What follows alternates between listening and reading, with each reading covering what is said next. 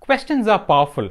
The kind of questions you hear from people in your organization can tell you a lot about where you are in your data science journey and if it is on the right track. In this video, we'll talk about how organizational priorities change over time.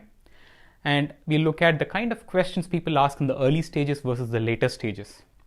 In the second part, we'll talk about how you can use powerful methodology to execute consistently in data science.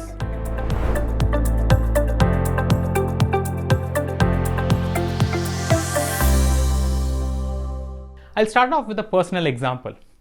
If I look back at my career, what were the questions I've asked throughout the journey?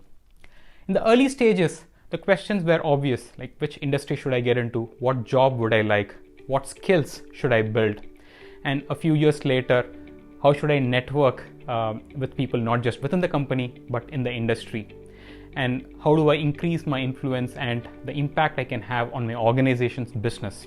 More recently, how can I build habits to improve my productivity and creativity?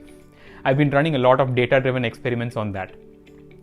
So the questions have shaped the goals I took, the challenges, how I navigated them, how I did self-reviews and course correction throughout my career. When I look at organizations, the priorities, how they change the questions, I see a lot of similarities. Number one, early stages, organizations grapple with what projects to choose, what problems should they solve for the business, and then what skills should they hire for? How do they go beyond the initial set of data into more internal, external data? And how do they quantify the ROI? And how do they make data-driven decision making a habit across the organization? The questions people ask in the early stages, they may not ask questions about data literacy or onboarding all users within the organization. They are more lower level questions. This is what tells you a lot more about where the organization is. And the data maturity, this curve you see, it changes for every organization. A lot of organizations get stuck in the early stages. Gartner says that almost 87% of companies are in levels 1 and 2. They find it difficult to move to the higher levels. How do you solve this challenge? What framework can help you deliver consistently and ensure business value? Radar methodology has 5 stages. Each of the letters for the 5 stages make up radar. Initially, you reflect on organizational strategy, and then you identify those areas that data can support. You align with business priorities, pick projects, and then you define how you're going to execute those projects from a people, process, and tool standpoint. And how do you ensure adoption by users so that they use it for decision making? And how do you radiate the success and change throughout the organization and onboard more teams? Once you reach here, you again reflect, look at more initiatives, reprioritize, and continue the cycle over and over again. How do you apply this to tackle the challenges? I'll give you an example from a media broadcaster we worked with some years back.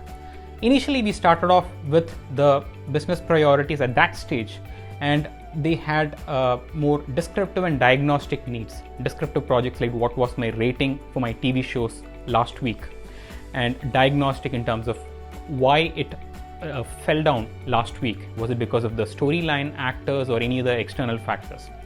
And then identifying some of those capabilities, adoption for all of these simple projects. Once we hit the stage of 6 months later, identified that they were asking deeper questions, predictive engagements, for instance, finding out what my rating is likely to be next week.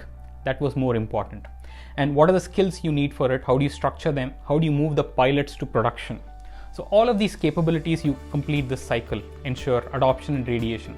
Then you move to the higher levels. Now you can look at unstructured data. We started identifying computer vision, language models to solve some of the challenges they had with business at that time. Processes, integration with different tools.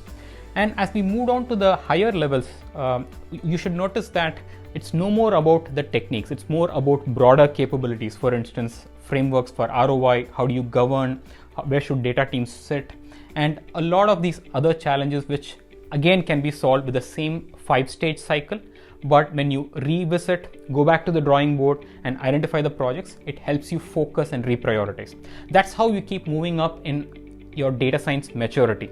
As you keep doing multiple cycles, your maturity keeps moving up and there is business benefit. What's important is iterative, continuous improvement. As Mark Twain said, continuous improvement is better than delayed perfection. So it's important to start today, even if it is quick and dirty. Ensure you have small wins along the way and you're well on your way to winning in this journey. Hope you found today's session useful. What are the questions that you're hearing in your organization right now? Do share in the comments. Thank you.